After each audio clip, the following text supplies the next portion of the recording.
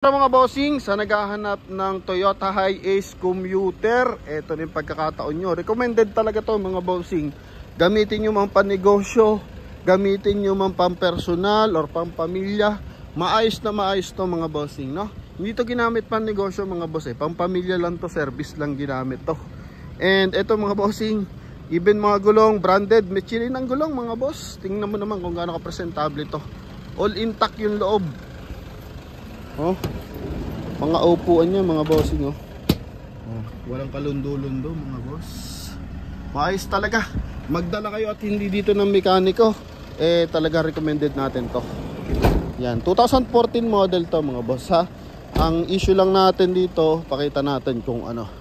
Yan, 14 model pero green plate, no? Kumbaga ito yung mga duluhan, mga possible mga December to na release pag ganon. Kasi sa 13 talaga may weight na, sa 14 may white na tsaka may green pa. So ito yun na pag-iwanan, green. Pero tingnan mo naman kung gaano kalakas magtubig ang aircon mga boss. Oh, yan. Then bago natin ikutan, makina muna tayo mga boss. Kaya na pa ito umaandar. Mileage niyan, original 63,616. Original yan mga boss, ha? Yan. Makina na ito Toyota 2KD diesel engine. Walang tansik-tansik, usok. Wala. Ito mga bossing, hindi pa nadidetail na maigi yung makina. Pero wala akong makikita yung mga tagas-tagas. May mga markings pa nga eh, oh. Yan oh, paturbo nya. Yan oh, may mga markings pa. And gamit na baterya is Motolite Gold. So ito mga bossing is good for 15-seater. Yan. Ceiling niya mga bossing, oh, ayos. Yan. Okay, dashboard stock pa rin yung kanyang ginamit na 1D audio system mga bossing. Yan. So sa mga naghahanap ng van, ito Toyota ang hanap nyo na van, ito ang mga issue niyan. Talaga wala akong malait mga bossing, ha? Pasensya na, yan lang talaga mailalait natin dyan. Alain mo, oh. Yan oh, bada lang yung ginagamit sa van na Michelin mga boss, lalo na kapang panegosyo. Hindi ginagamitan ng ganyan, usually nagamit China brand mga boss. Pero pag talagang pampamilya lang, eto mga boss, ha? Okay, coding nito is Monday.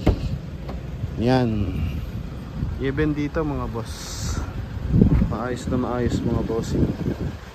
Oh, halatang may parking yung gumagamit nito, and halatang maayos ang pagkakagamit mga boss. Walang kalulundo-lundo mga bossing. Price nila dito mga bossing is 790.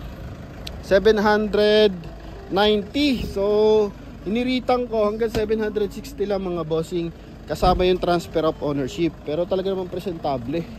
Oh, kita nyo naman yung makina. Yan. Medyo mataas ng price sa ganong modelo mga bossing, pero panalong panalo mga boss. Ako na nagsasabi, recommended talaga mga bossing. Yan lang yung issue nyo, oh, mga bossing. Pinturang kapiraso, hindi na ni-retouch. So yan lang oh mga boss. Oh, gaano kakinis yan. Mamaya bago natin ibaba yung vlog natin mga bossing, okay, so patagalin natin ng bahagya, hindi natin ikakat, i-check ulit natin yung makina mga boss. Baka sabihin is edited mga bossing. Okay, baka mamaya may usok, talsik, commuter to, dapat wala. So yun ang magandang makina pag commuter. Sa mga Nissan normally na yun eh. Okay, sa mga Ford normally na may usok-usok. Pero dito sa mga ganito, sa mga 2KD, dapat wala usok, talsik, dapat wala yan mga boss, no? Yan. So gamit na gulong R15, lahat may full cap pa. Okay, then lahat ng window, check natin. Total, nandito na rin tayo eh. Oh, check natin. Ang gamit na window, Toyota. Toyota, Toyota, Toyota. Toyota yan mga boss, oh. Okay. Oh, ha? Oh, lahat ng window, Toyota pa mga boss. So it means all orig. Yan. Oh, Toyota. So yan, walang broken ano yan, window o windshield mga boss. Yan, dashboard Ito, ginamit na tag ito, radio, yung pa rin, yung stock pa rin niya mga bossing. Mileage niya 63,616 liter cluster. Busina baka nag-upgrade, wala, ganun pa rin mga boss. All leather ang upuan, walang lundo yan ceiling goods. Okay, ito lang, normal na kasi yan pag ganyan mga boss.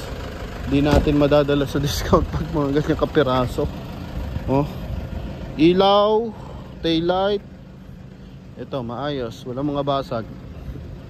Yan, bumper, walang yupe mga boss. Dito sa loob baka meron pa tayong malalaib dito. Kapirasong punit, wala, tatakpan lang to mga boss. Ito lang ng bahagahe yan mga bossing. Dito wala rin kapunit-punit mga boss. Even sa mga sandalan. So normal lang na walang armrest pag commuter, no? Yan. Ito, nabababa pa to mga boss. Okay. Yan. Ito mga boss. Buksan natin sa likuran para maliwanag.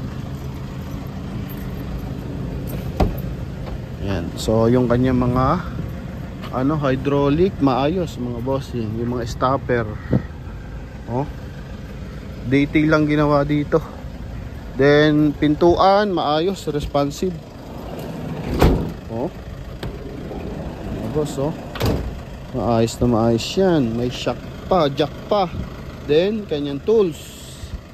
Yan. Dashboard. Ito mga boss. Okay. Yan. Dalawang speaker, maayos, malamig aircon. So yun naman mga bossing. Ilan talaga. Ilaw, check natin. Okay, malinaw ang ilaw. Dito rin mga boss. Yan. So sana nakita natin yung oras kanina, no? Yung oras natin bilag mga boss. May oras pa, 5:13 na Yan. Silipin na lang ng ating mga viewers yung unang pagtingin natin sa mileage. Silipin natin ulit dito sa ating engine bay. Baka umusok. Ayan mga boss, mainit na mainit yan Yun lang mga bossing. So maayos talaga to, recommended. So 760, 790 kasi sila dito So 760 tayo kasama yung transfer. Yan, sa mga interesado tawag lang agad mga bossing. Okay, so kahit mga modelo na ibang brand pwede nyo itapat dito kasi Toyota commuter to mga bossing. Talagang mataas ang value, tsaka napakatibay ng makina. Kita mo to, sawa na yung may-ari, hindi pa sawa yung sasakyan sa kanya. Yan, ganyan kakinis mga bossing. So yun lang mga boss. So sa mga interesado dito, tawag lagad sa ating contact number na nasa screen. Connected ng Viber and WhatsApp. Thank you and God bless. Bye bye.